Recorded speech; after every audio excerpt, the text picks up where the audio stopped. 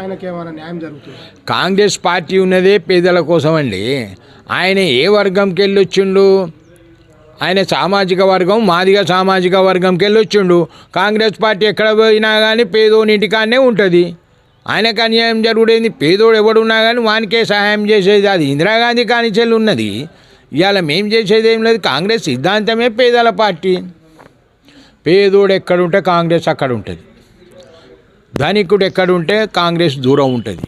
ఎందుకంటే ఆ ధనికులల్లా కొంతమంది పేద వాళ్ళను కూడా ఈ సామ్రాజ్యవాద తత్వంతో కొద్దిగా ఇబ్బంది జరుగుతుందని కాంగ్రెస్ పార్టీ దూరం పెడుతుంది. ఇవాళ వచ్చిన బీజేపీ కానీ ఇటు టీఆర్ఎస్ బీఆర్ఎస్ అయిన పార్టీ కానీ పైసలు ఉన్నోళ్ళకే ఇచ్చింది, పార్టీ మారిన వాళ్ళకే ఇచ్చుకున్నారు. వాళ్ళు స్థానికంగా వాళ్ళకి నాయకత్వం ఎందుకు పోతుంది అని అంటే ఖచ్చితంగా టీఆర్ఎస్ మన తెలంగాణ కోసం కొట్లాడిన వాళ్ళకు వాళ్ళు మంత్రులు చేయలేకపోయినరు. అందుకోసమే ఆడ బీఆర్ఎస్ అనేది భూస్థాపితమైంది. ఇక రేపు మళ్ళా కూడా రాదు. ఇప్పుడే మా ముఖ్యమంత్రి గారు చాలా విషయాలు చెప్పిండు. ప్రాజెక్టుల మీద అయింది చర్చలకు అందరు రావాలన్నాడు. తెలంగాణకి ఎట్లా అన్యాయం జరిగిందని కూడా ఆయన కూడా చెప్పిండు.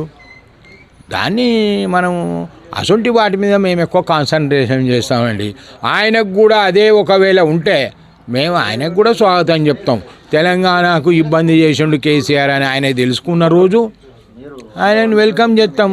ఆయన గొప్పోడు అహో ఇహి అంటే మేమేంటో ఆయనకు కూడా మా వెల్కమ్సే ఉంటాయి. ఎందుకు ఉంటాయి? పార్టీ ఇచ్చినప్పుడు మేము వెల్కమ్ చేయాల్సిందే హైకమాండ్ కానిచెల్లి.